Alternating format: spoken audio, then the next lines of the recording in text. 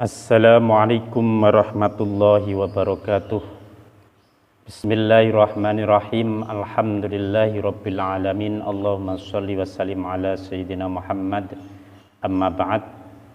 Kepada seluruh siswa-siswi MAN 4 Ngawi, khususnya kelas 10 yang mudah-mudahan selalu dilindungi oleh Allah Subhanahu wa taala. Alhamdulillah pada kali ini kita masih diberi kesempatan oleh Allah, diberi kesehatan untuk bisa menjalankan aktivitas kita, yaitu puasa Ramadan dan aktivitas-aktivitas lainnya.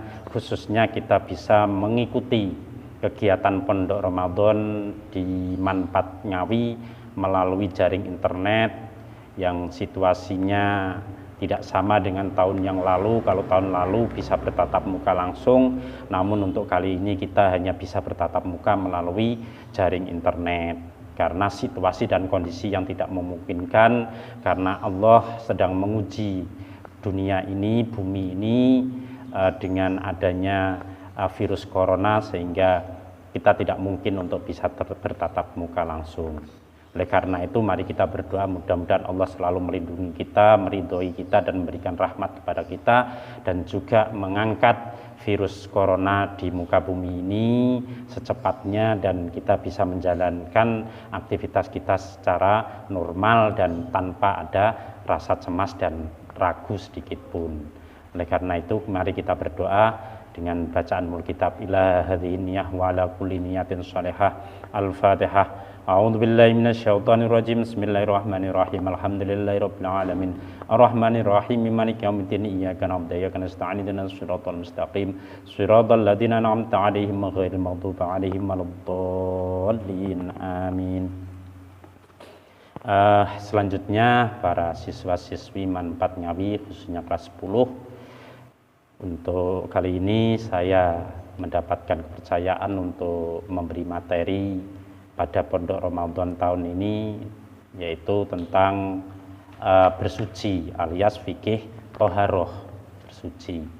Nah, perlu diketahui oleh anak-anak semuanya bahwa bersuci itu adalah merupakan sesuatu yang sangat utama, sangat diutamakan dalam Islam.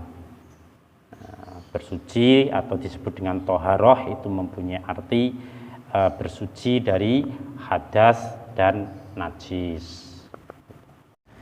Nah, cara untuk menghilangkan hadas ya kita dengan cara berwudu, mandi, dan tayamum. Oke, untuk anak-anak itu sekilas tentang toharoh. Untuk kali ini, untuk toharoh ini saya akan fokus pada pembahasan tentang macam-macam air saja. Dalam fikih itu air itu menjadi sesuatu yang sangat penting sebagai sarana utama dalam bersuci, baik itu bersuci dari hadas maupun bersuci dari najis. Kita sebagai seorang Islam bisa melaksanakan berbagai ibadah secara sah ya karena kita telah bersih baik dari najis, dari hadas yang dihasilkan dengan cara menggunakan air. Maka air itu sangat penting sekali menentukan bagaimana keabsahan sholat kita, ibadah kita kepada Allah, karena air itulah penentunya, alat untuk bersuci. Nah, mengingat begitu pentingnya air dalam beribadah, maka fikih itu mengatur sedemikian rupa perihal tentang air, dari membaginya dalam berbagai macam kategori hingga menentukan hukum-hukumnya. Kalau di dalam kitab di dalam madhab Imam Syafi'i, para ulama membagi air itu menjadi empat kategori. Masing-masing itu berserta dengan hukum penggunaannya dalam bersuci. Nah, keempat kategori itu adalah air suci dan mensucikan, yang kedua air musammas, yang ketiga adalah air suci namun tidak mensucikan, dan yang keempat adalah air mutanajis. Oke, sebelum kita membahas lebih jauh tentang pembagian air tersebut, maka lebih baik bila kita itu mengetahui terlebih dahulu ukuran volume air yang bisa digunakan atau yang biasa disebut di dalam kajian-kajian fikih tersebut.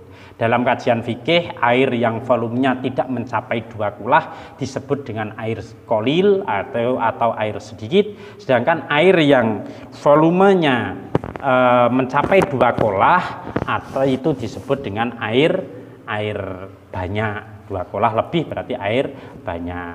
Nah, air 2 kulah itu volumenya batasannya berapa? Bisa dianggap dengan 2 kulah itu batasannya berapa volumenya? Kalau madhab Syafi'i, ulama madhab Syafi'i menyatakan bahwa air yang dianggap banyak atau mencapai 2 kulah itu apabila volumenya itu mencapai 216 liter, sekitar itu 216 liter. Atau kalau kolam itu ya ukurannya adalah 60 cm panjang, tinggi dan dalamnya juga 60 cm. Itu baru bisa menampung air 2 kulah. Berarti kalau kita itu membuat kolam harus ukurannya lebih dari 60 cm, baik itu panjang, lebar atau tinggi dan dalamnya. Karena kalau kita tidak membuat lebih dari 60 meter, lah sementara jeding kita itu memuatnya hanya 2 kolah pas, lah kita ambil 1 ciduk saja sudah lebihannya itu kurang dari 2 kolah. Maka kita bagaimana nanti kolam kita itu bisa menampung lebih dari 216 liter begitu. Nah, tadi untuk kita pembagian air yang ada 4 kategori tadi. Yang pertama adalah air suci mensucikan, maun tohirun mutahhirun, ya kan? Air yang suci dan mensucikan, yaitu maun tohirun mutahhirun ghairu makruhin. Itu yang pertama adalah air suci dan mensucikan. Air suci dan mensucikan ini artinya apa? Airnya atau zat air itu sendiri itu suci, ya kan? Airnya, bendanya airnya itu suci dan bisa digunakan untuk bersuci. Lah, air ini oleh para ulama fikih disebut dengan air mutlak. Oleh ulama fikih disebut dengan air mutlak. Sedangkan menurut Ibnu Al-Qasim Al-Ghazi, ya kan, bahwa air yang tersebut itu tadi itu terbagi menjadi 7 macam. Ya, yang termasuk kategori air suci yang mensucikan ini ada 7 macam air, yaitu al-miyahu allati yajuzu at-tadhhir biha sab'u miyahin. Ma'us sama'i wa ma'ul bahri wa ma'un nahri wa ma'ul bi'ri wa ma'ul aini wa ma'us salji wa ma'ul barad. Itu dalam kitab Fathul Qorib juga disebutkan al-miyahu allati yajuzu at-tadhhir biha sab'u miyahin. Air yang dapat digunakan untuk bersuci itu ada 7 macam, yaitu ada air hujan, air laut, air sungai, air sumur. Dan yang keberapa itu? Air hujan pertama, air laut yang kedua, yang ketiga air sungai, 4 air sumur, yang kelima air mata air, yang keenam adalah air salju, dan yang ketujuh adalah air es, itu banyu es, hujan turun menjadi es. Nah, embun itu biasanya air salju atau embun itu pada pagi hari biasanya. Itu sola-sola kayak kita pegang daun atau benda-benda di luar itu biasanya basah, itu namanya air salet, air barat ya, air salet, air salju, air embun. Nah, 7 macam air itu disebut sebagai air mutlak selama masih pada sifat asli penciptaannya. Bila sifat asli penciptaannya sudah berubah, maka ia sudah tidak lagi disebut air mutlak dan hukum penggunaannya pun berubah. Hanya saja perubahan air bisa tidak menghilangkan kemutlakannya apabila perubahan itu terjadi karena air tersebut diam pada waktu yang lama. Nah, karena tercampur sesuatu yang tidak bisa dihindarkan seperti mungkin lempung, debu, lumut, atau karena pengaruh tempatnya seperti air yang berada di daerah yang mengandung banyak belerang dan lain sebagainya. Terus secara ringkas, air mutlak adalah air yang turun dari langit atau air yang bersumber dari bumi dengan sifat asli penciptaannya. Jadi 7 air itu nek diringkas itu menjadi 2. Jadi air yang turun dari langit dan air yang bersumber dari bumi. Terus kemudian yang kedua, pembagian yang kedua yaitu air musammas. Air musammas yaitu tohirun, mutahhirun, makruhun. Air musammas itu adalah air yang dipanaskan di bawah terik sinar matahari dengan menggunakan wadah yang terbuat dari logam selain emas dan perak, mungkin seperti besi atau tembaga. Nah, air musammas ini hukumnya adalah suci, mensucikan, tohirun, mutahhirun. Hanya saja hukumnya adalah makruh. Ya, makruh yaitu tohirun, mutahhirun, makruhun. Hukumnya adalah makruh bila dipakai untuk bersuci. Nah, secara umum anak-anak bahwa air ini juga makruh untuk digunakan bila pada anggota badan kita atau anggota badan hewan yang bisa terkena kusta seperti mungkin kuda dan lain sebagainya. Namun tak mengapa bila dipakai untuk mencuci pakaian atau lainnya. Meski demikian air ini tidak lagi makruh dipakai untuk bersuci apabila telah dingin kembali. Jadi perlu catatan, air musammas ini digunakan ketika itu berhukum makruh ketika air musammas ini dalam kondisi panas. Namun hilang kemakruhannya untuk digunakan untuk bersuci jika dia itu kembali untuk dingin gitu.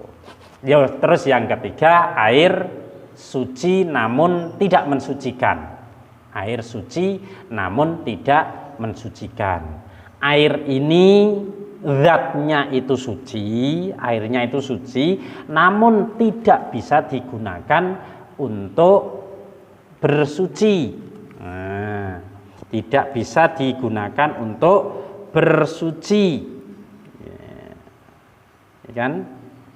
Yaitu disebut dengan air suci tetapi tidak mensucikan. Atau dalam Fathul Qorib atau dalam fikih-fikih itu disebut dengan tahirun ghairu mutahhirun, ghairu mutahhirin li ghairihi.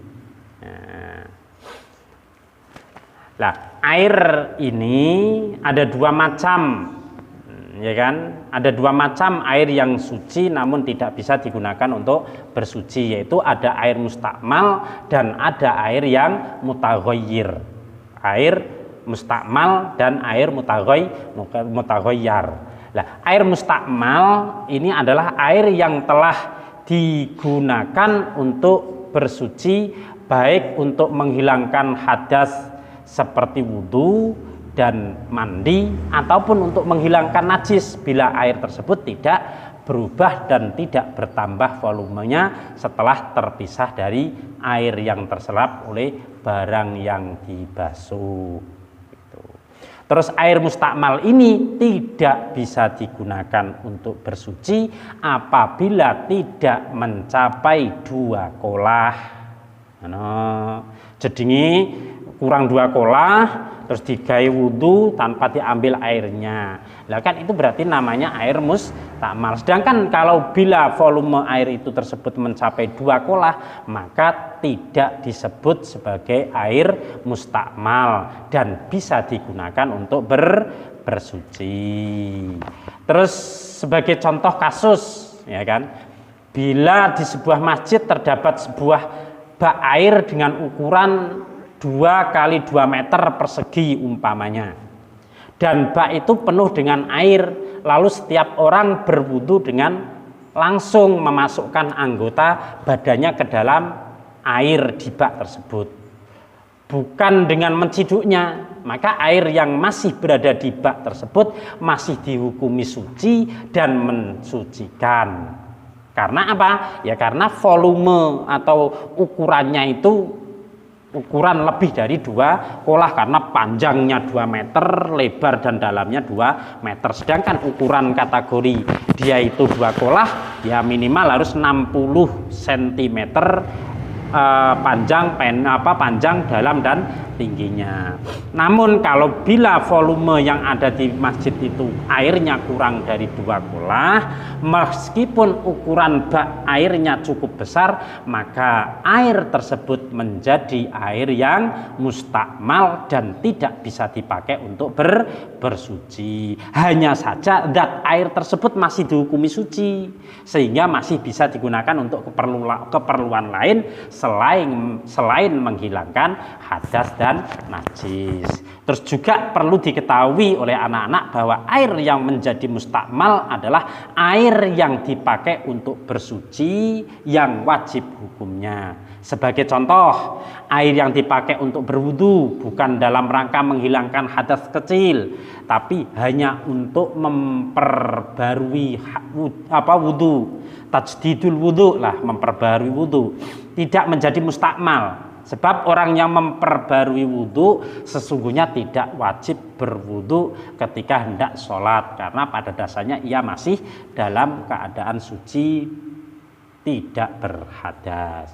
Sebagai contoh, air yang dipakai untuk basuhan pertama pada anggota badan saat berwudu itu menjadi mustakmal karena basuhan pertama hukumnya wajib, sedangkan air yang dipakai untuk basuhan kedua dan ketiga tidak menjadi mustakmal karena basuhan kedua dan ketiga hukumnya sunnah.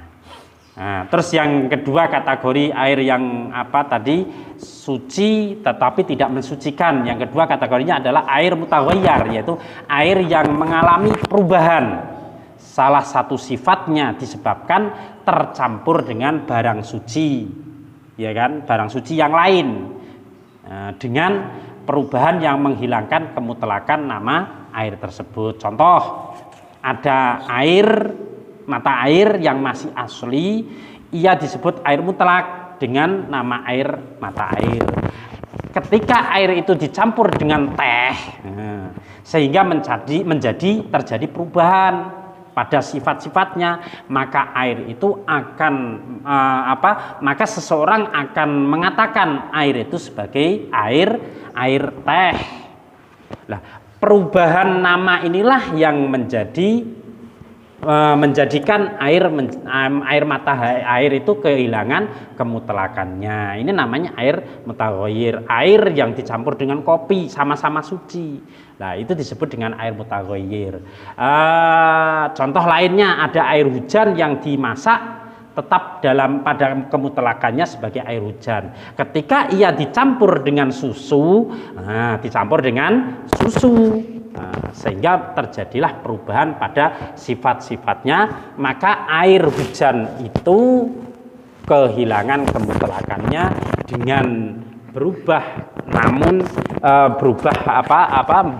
nama menjadi air susu.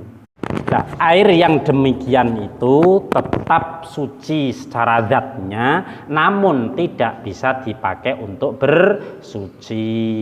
Tangane kena najis terus enek air teh digunakan untuk bersuci, ndak sah itu. Airnya memang suci air tehnya, tapi akhirnya najis itu tetap najis, ndak bisa suci. Terus sekarang ada kasus, lalu bagaimana dengan air mineral kemasan? Air mineral dalam kemasan itu masih tetap pada kemutlakannya karena tidak ada pencampuran barang suci yang menjadikannya mengalami perubahan pada sifat-sifatnya. Adapun penamaannya dengan berbagai macam nama itu hanyalah nama merek dagang yang tidak berpengaruh pada kemutlakan airnya, kecuali nak wis air teh Rio, barang itu kan sudah kemasan sudah menjadi teh. Nah, air kemasan mineral itu koyo aqua, terus apa itu namanya Agnu dan lain sebagainya itu berarti air namanya mineral kemasan itu selama karena tidak ada pencampuran barang suci ya dia menjadi tetap alami, disebut dengan air mutlak. Berarti apa? Bisa digunakan untuk bersuci, bisa naik saman mau pipis kena tiga cawi kayaknya banyu belas begini aqua botol tok yaitu bisa. Terus yang keempat macam dari air itu adalah yang keempat adalah air mutanajis, air yang kena najis gitu. Air mutanajis yaitu yang halat fihi najasah ya. Air yang terkena barang najis yang volumenya kurang dari 2 kolah atau volumenya mencapai 2 kolah atau lebih namun berubah salah satu sifatnya yaitu warnanya, baunya atau rasanya karena terkena najis.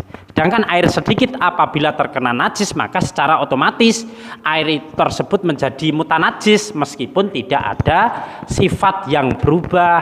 Ya, sedangkan air banyak bila terkena najis tidak menjadi mutanajis bila ia tetap pada kemutlakannya, tidak ada sifat yang berubah. Adapun bila karena terkena najis ada satu atau lebih sifatnya yang berubah maka air banyak tersebut menjadi air mutanajis. Nah, air mutanajis ini tidak bisa digunakan untuk bersuci karena zat airnya itu sendiri tidak suci sehingga tidak bisa dipakai untuk mensucikan. Nah, itu macam-macam dari air ya kan, air yang bisa digunakan untuk bersuci. 4 macam air dan hukumnya untuk bersuci. Mudah-mudahan ini bermanfaat untuk anak-anak semuanya. Silahkan dirangkum, diresum, kemudian nanti diserahkan kepada panitia Pondok Ramadan. Selamat kita ucapkan, mudah-mudahan ini bermanfaat pada anak-anak dan kita selalu diberi kesehatan oleh Allah. Kita akhiri ya, cukup saya pikir, dan insya Allah nanti bisa dilanjut di kemudian hari kalau kita bisa bertemu di sekolahan. Kalau masih ada yang tidak paham bisa ditanyakan mengenai tentang air ini. Kita tutup dengan bacaan kitab, mudah-mudahan barokah kemudian diridhoi oleh Allah. Al-Fatihah. A'udzubillahi minasyaitonirrajim. Bismillahirrahmanirrahim. Alhamdulillahirabbil alamin arrahmanir rahim maliki yaumiddin. Iyyaka na'budu wa iyyaka nasta'in ihdinas siratal mustaqim. Siratal ladzina an'amta 'alaihim ghairil maghdubi 'alaihim waladdallin. Bismillahirrahmanirrahim. Rabbi fanfa'na bi barakatihim wa dinal husna bi hurmatihim wa amitna fi tariqatihim wa mu'afatihim minal fitani. Kurang lebihnya mohon maaf. Wallahul muwaffiq ila aqwamit thoriq. Assalamualaikum warahmatullahi wabarakatuh.